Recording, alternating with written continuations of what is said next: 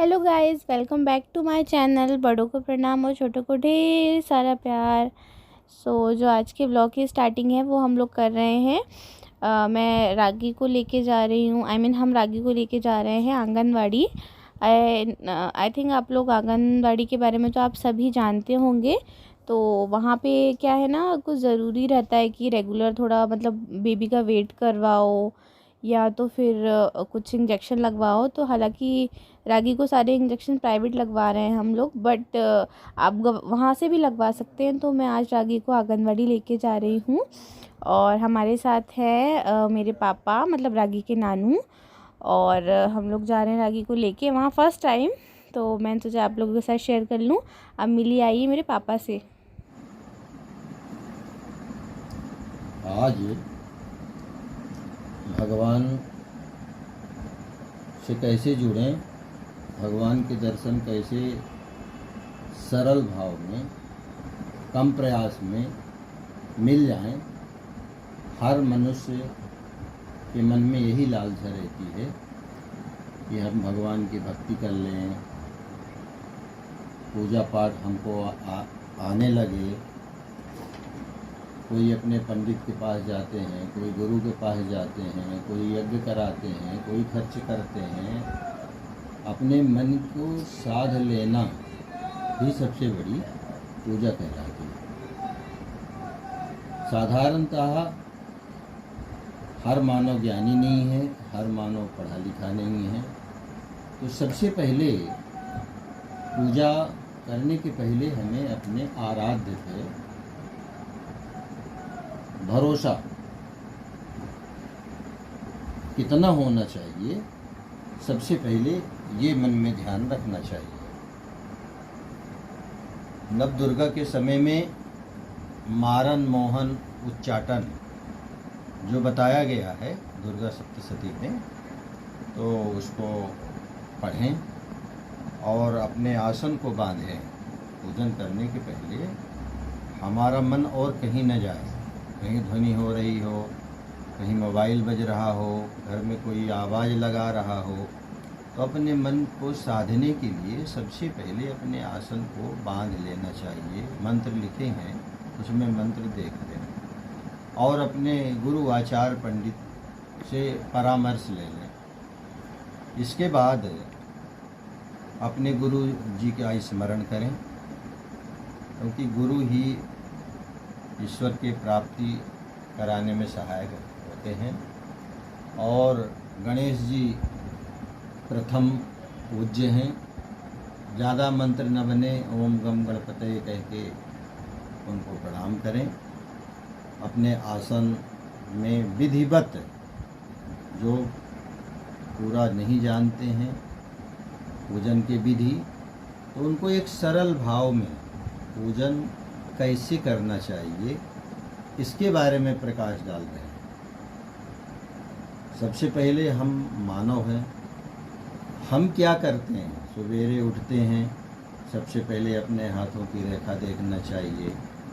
फिर इसके बाद अपने जो आराध्य इष्ट जो भी हैं, कोई सूर्य भगवान को मानते हैं, कोई शंकर जी को, कोई विष्णु को, कोई ब्रह्मा को, कोई महेश को, कोई दुर्गा जी को, कोई शक्ति को, कोई हनुमान जी को। एकह ब्रह्मा द्वितीय नास्ति। ये संसार में एक ही परम ब्रह्म परमेश्वर हैं और इस पृथ्वी में अलग अलग, जैसे आगे लीला किए हैं वैसे सभी लोग उनको पूजा करते हैं, मानते हैं। जैसे हमारे माता और पिता हमारे हैं, हम उनकी पूजा करें, हम उनको माने, ये हमारे हैं, उन पे हमारा आनंद विश्वास है।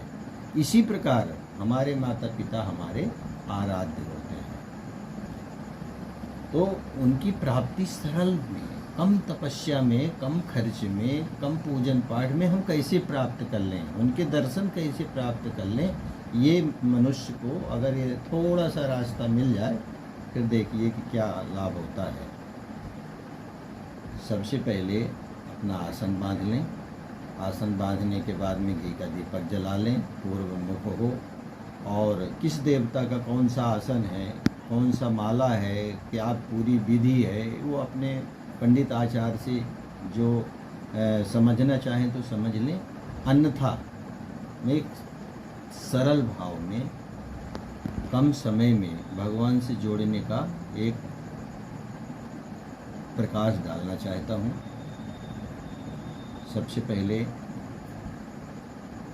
हम सीधा पलौथी मार के और सबसे पहले हम अपने माता अगर जीवित हैं तो जीवित में आंखें बंद करके उनको सामने देखेंगे हमारी माता जी कैसी हैं, उनका नाक कान हाथ पैर स्वरूप कैसा है, हमारे पिताजी कैसे हैं, हमारे बाबा जी कैसे हैं, हमारे आजा बाबा के जिनको जिनको अपन देखें उनके चरणों में उनके स्वरूप को देखने की चेष्टा करें।